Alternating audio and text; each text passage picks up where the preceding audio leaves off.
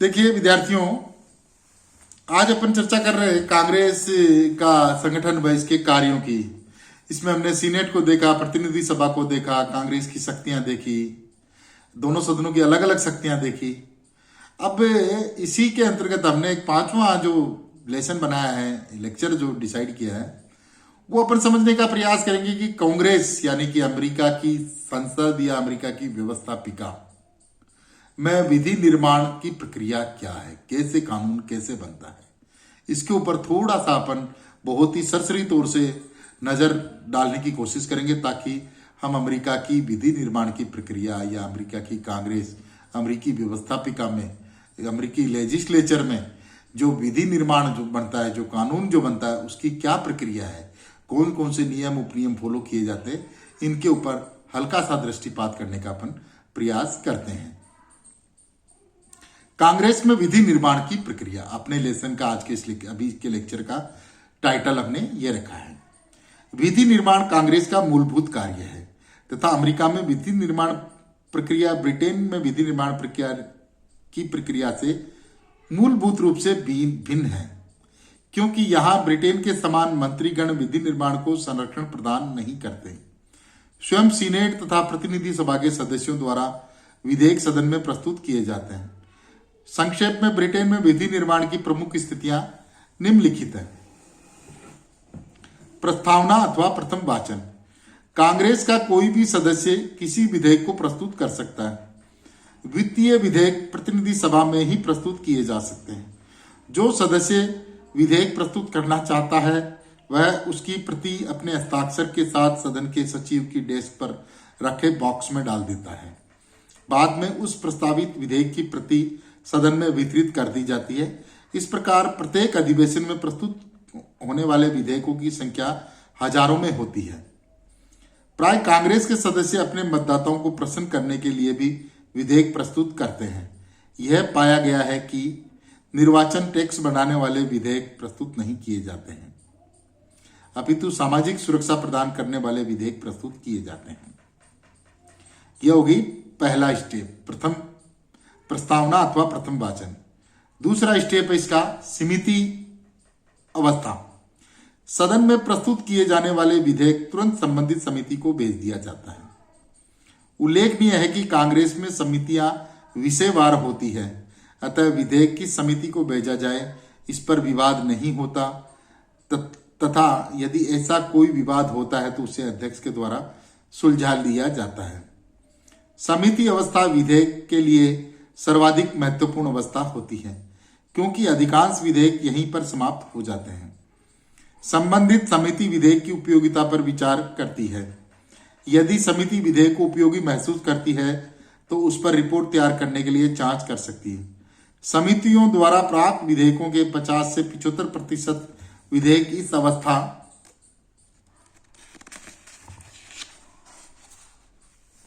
को पार नहीं कर पाते हैं। इस प्रकार विधि निर्माण में कांग्रेस की समितियां निर्णायक भूमिका निभाती है। संबंधित समिति किसी विधेयक को उपयोगी क्यों नहीं समझती, इस बारे में किसी प्रकार का स्पष्टीकरण देने के लिए बाध्य नहीं है। समिति अपनी ओर से विधेयक में संशोधन भी कर सकती है। तीसरा जो स्टेप है वो है कैलेंडर अथवा कार्यसूची में स्थान। प्रस्तावित विधेयक को अपने विषय वस्तु के आधार पर निम्न में से किसी एक सूची में सम्मिलित किया जाता है। जैसे यूनियन कार्यसूची, वे सभी विधेयक जो प्रत्यक्ष या अप्रत्यक्ष रूप से राजस्व से संबंध रखते हैं, जैसे आय, व्यय, सार्वजनिक संपत्ति आदि को यूनियन कार्यसूची में सम्मिलित किया गया है। सदन की कार्यसूची में वे सभी विधेयक सम्मिलित किए जाते हैं जो सार्वजनिक विषयों से संबंधित है किंतु वित्तीय नहीं। निजी कार्यसूची, इसमें वे सभी विधेयक सम्मिलित किए जाते हैं जो सार्वजनिक महत्व के नहीं होते तथा व्यक्तिगत हितों के संदर्भ में रखे जाते हैं। सहमति कार्यसूची, इस सूची में उन विधेयकों को रखा जाता है जिनके बारे में कोई विवाद नहीं होता। पुनर्विचार वाली सूची, इस सूची में उन विधेयकों को रखा जाता है जो समितियों द्वारा पुनर्विचार के लिए भेजे जाते हैं। यद्यपि बड़े पैमाने पर विधेयक समिति अवस्था पर ही समाप्त हो जाते हैं, तो भी विधि निर्माण के लिए सदन की 5 कार्यसूचियों में पर्याप्त मात्रा में विधेयक रहते हैं, जिनसे सदन का कार्यभार काफी बढ़ जाता है। प्रत्येक नवीन कांग्रेस की नवीन कार्यसूची बनाई जाती है। चौथे नंबर पे जो है वो है द्वितीय वाचन। प्रथम वाचन समिति अवस्था व कैलेंडर के बाद में है द्वितीय वाचन की व्यवस्था। समिति द्वारा भेजे गए विधेयकों को कार्यसूची में सम्मिलित किए जाने के पश्चात किन विधेयकों को विचार के लिए लिया जाए, इसका निर्णय नियमन समिति द्वारा किया जाता है। प्राय यूनियन कार्यसूची वाले विधेयकों के लिए सदन संपूर्ण सदन की समिति के रूप में मिलता है। जब प्रतिनिधि सदन संपूर्ण सदन की समिति के रूप में मिलता है तो सदन की कार्यविधि के नियम उदार बना दिए जाते हैं। प्रतिनिधि सदन का अध्यक्ष अपने पद से हट जाता है तथा विधेयक से संबंधित सभापति सदन की अध्यक्षता करता है। विधेयक पर विचार विमर्श का समय निर्धारित होता है तथा प्रत्येक सदस्य को बोलने का निश्चित समय दिया जाता है। विधेयक पर सामान्य चर्चा के पश्चात विधेयक की प्रत्येक धारा पर विचार किया जाता है तथा तभी प्रत्येक संशोधन पर मतदान कराया जाता है। जब संपूर्ण विधेयक पर विचार हो जाता है तब समिति का अध्यक्ष अपना स्थान छोड़ देता है तथा अध्यक्ष अपना स्थान ग्रहण करता है। समिति का अध्यक्ष सदन को अपनी रिपोर्ट प्रस्तुत करता है। यदि सदन विधेयक द्वारा स्वीकार कर लिया जाता है तो उसे तृतीय वाचन के लिए रख दिया जाता है। तृतीय वाचन, अब ये तृतीय वाचन क्या है इसको देखिए आप। तृतीय वाचन औपचारिकता मात्र माना जाता है तथा इसमें प्राय विधेयक का शीर्षक सदन में पढ़कर सुनाया जाता है, किंतु कभी कुछ सदस्य चाहते हैं तो पूरा विधेयक पढ़कर सुनाया जाए तो ऐसा किया जा सकता है। इसके पश्चात बहुमत से विधेयक पारित कर दिया जाता है। तत्पश्चात अध्यक्ष के हस्ताक्षर के बाद विधेयक को दूसरे सदन के लिए भेज दिया जाता है। अब ये देखिए विधेयक दूसरे सदन में कैसे जाता है, वो देखिए आप। छठवां जो स्टेप आता है इसका, विधेयक दूसरे सदन में। एक सदन द्वारा पारित हो जाने के बाद विधेयक दूसरे सदन को भेज दिया जाता है। दूसरे सदन में भी विधेयक उन्हीं स्थितियों से गुजरता है, अर्थात प्रथम वाचन, समिति अवस्था, द्वितीय तृतीय वाचन आदि। यदि दूसरा सदन पारित विधेयक में संशोधन करना चाहता है तो संशोधनों के साथ विधेयक को वापस लौटाता है। यदि प्रस्तावित संशोधनों को लेकर दोनों सदनों में सहमति नहीं होती है तो विधेयक को सम्मेलन समिति को सौंप दिया जाता है। सम्मेलन समिति विधेयक के बारे में मतभेद समाप्त करने का प्रयास करती है, किंतु यदि सहमति नहीं हो पाती है तो विधेयक वहीं समाप्त हो जाता है। इस प्रकार कांग्रेस द्वारा किसी भी विधेयक के पारित होने के लिए दोनों सदनों में सहमति का होना आवश्यक है।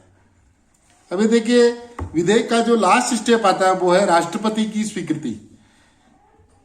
दोनों सदनों द्वारा पारित किए जाने के पश्चात विधेयक राष्ट्रपति के हस्ताक्षर के लिए भेजा जाता है। किसी विधेयक के संदर्भ में राष्ट्रपति के पास 4 विकल्प होते हैं। प्रथम विकल्प, यदि राष्ट्रपति चाहे तो प्रस्तुत विधेयक को 10 दिन के भीतर स्वीकृति प्रदान कर विधेयक वापस लौटाता है। द्वितीय जो ऑप्शन है वो है कांग्रेस का अधिवेशन चल रहा हो तो राष्ट्रपति विधेयक को स्वीकृति के साथ न भी लौटाए उसे तो स्वीकृत मान लिया जाता है। राष्ट्रपति, तीसरा स्टेप जो है वो है राष्ट्रपति 10 दिन के भीतर आपत्तियों सहित विधेयक को उसी सदन को लौटा देता है जहां से वह प्रारंभ हुआ था, किंतु यदि कांग्रेस 2 बार विधेयक 2/3 बहुमत से पारित कर भेजती है तो राष्ट्रपति को हस्ताक्षर करने पड़ते हैं। इस प्रकार व्यवहार में राष्ट्रपति निषेधाधिकार विलंबकारी सिद्ध होता है। चौथा जो ऑप्शन है वो है यदि राष्ट्रपति कांग्रेस के सत्र के अंतिम 10 दिनों पारित विधेयकों को वापस नहीं लौटाता तो वे विधेयक स्वतः समाप्त हो जाते हैं। इसे राष्ट्रपति का जेबी पॉकेट वीटो कहते हैं। राष्ट्रपति का यह अधिकार इस दृष्टि से महत्वपूर्ण है क्योंकि कांग्रेस के अधिवेशन के अंतिम दिनों में बड़े पैमाने पर विधेयक पारित किए जाते हैं तथा राष्ट्रपति आसानी से अनेक विधेयकों को अस्वीकार कर देता है। इस प्रकार ये 4 ऑप्शन होते हैं राष्ट्रपति महोदय के पास, पर यह सुनिश्चित है कि कोई भी विधेयक कानून तभी बनता है जब राष्ट्रपति की अंतिम मोहर उसके ऊपर लग जाती है। राष्ट्रपति की स्वीकृति के पश्चात विधेयक कानून का रूप धारण कर लेता है। यद्यपि राष्ट्रपति द्वारा अस्वीकृत विधेयक कांग्रेस के 2/3 बहुमत से पारित होने के बाद स्वयं कानून बन जाते हैं, तथापि ऐसे कानूनों की संख्या अत्यधिक कम होती है। अंततः विधेयक कानून के रूप में प्रकाशित करवा दिया जाता है। कुल मिलाकर अमेरिका में विधि निर्माण प्रक्रिया जटिल है तथा अनेक प्रस्तावित विधेयक इस प्रक्रिया से नहीं गुजर पाते। किसी विधेयक के तीव्र गति से पारित होने की संभावना तभी होती है जब कांग्रेस के दोनों सदन तथा स्वयं राष्ट्रपति विशेष रुचि रखते हैं तथा ऐसा अत्यधिक महत्वपूर्ण विषयों के संदर्भ में ही हो पाता है। तो इस प्रकार से अमेरिका में विधेयक निर्माण की प्रक्रिया फॉलो की जाती है। इसी के साथ अपना ये लेसन यहीं पे समाप्त होता है। Thank you very much.